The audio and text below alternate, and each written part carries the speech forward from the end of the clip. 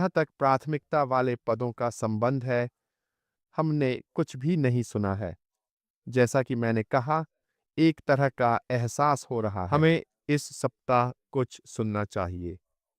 इसलिए जाहिर है कि जहाँ तक सोशल मीडिया का संबंध है और अपने कानों को भी ज़मीन पर रखें। ओज़ अभी के लिए बैक ऑफ़िस और यह देखते हुए कि हम विक्ट्री विद ऐश के भीतर क्या देखने जा रहे हैं। अगर यह कुछ ऐसा है जो हमें सिखाया जाएगा कि कैसे महारत हासिल की जाए बिना दबाव के, अनुनय की यह कला, यह सीखने के लिए एक पूर्ण रत्न है। जहां तक आप अपने उत्पादों और सेवाओं को प्राप्त कर रहे हैं बिना किसी बिक्री या धक्का मुक्की के लोगों के सामने रखे, बहुत बहुत महत्वपूर्ण। मैं इस बात पर जोर नहीं दे सकता कि यह कौशल सक्षम होने का यह उपहार कैसे है। लोगों को उनकी समस्याओं का समाधान निकालने में सक्षम होने के लिए सुने जो वास्तव में है। फिर आप गेंद डाल रहे हैं दृढ़ता से उनके दरबार में, उन्हें विकल्प और विचार देना कि आपके पास जो उत्पाद और सेवाएं हैं वे उनकी समस्याओं का समाधान हैं। तो आप वास्तव में उन पर बिक्री पर जोर नहीं दे रहे हैं, आप हैं। उन्हें उनकी समस्या का समाधान देना, देखें कि हम इसके साथ कहाँ जा रहे हैं। देखें कि कैसे हमने इसे पूरी तरह से इसके सिर पर घुमा दिया, पूरे 360 डिग्री का घेरा। और फिर हम जो कर रहे हैं वह कुछ ऐसा पेश कर रहा है जो इन लोगों के जीवन को बहुत आसान बनाने जा रहा है। यह एक समस्या का समाधान है और फिर वे महसूस कर रहे हैं, वाह, यह कितना शानदार है। यह एक अद्वितीय प्रतिभा है और नैतिक अनुनय में स्पष्ट रूप से विश्वास और सम्मान का निर्माण शामिल है। पारदर्शी, ईमानदार होने और दूसरे व्यक्ति की शारीरिक रचना को उनकी निर्णय लेने की प्रक्रिया में अनुमति देकर ठीक, आप स्पष्ट हो रहे हैं।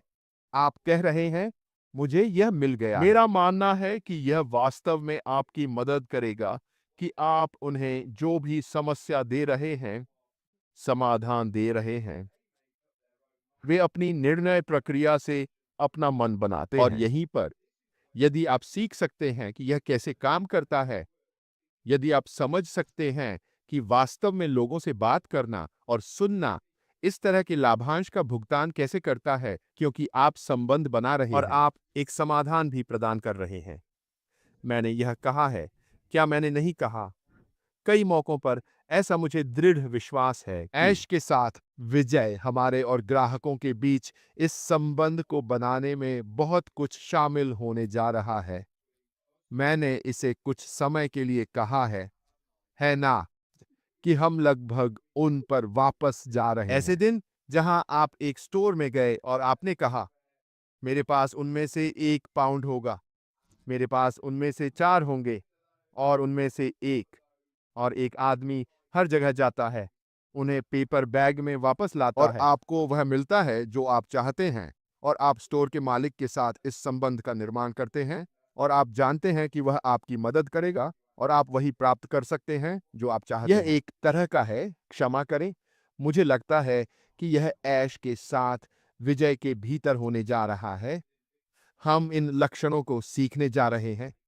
हम सीखेंगे कि कैसे वास्तव में यह समझने में सक्षम हो कि यह कैसे काम करता है और फिर इसे अपने क्षेत्रों, मंडलियों, परिवारों, दोस्तों, जहां भी हम हों, में लागू करें। हम पहले सुन पाएंगे और फिर इन लोगों को उनकी समस्याओं का समाधान दे पाएंगे। और यह कितना आसान हो जाता है क्योंकि यह एक चर्चा का विषय बन जाता है। आप एक दरवाजा नहीं खटखटा रहे हैं, नमस्ते, क्या आप इसमें रुचि रखते हैं? आप जो कर रहे हैं वह यह है कि आप वास्तव में पहले लोगों को सुन रहे हैं और फिर एक समाधान प्रदान करना। तो चलिए थोड़ी और गहराई में चलते हैं।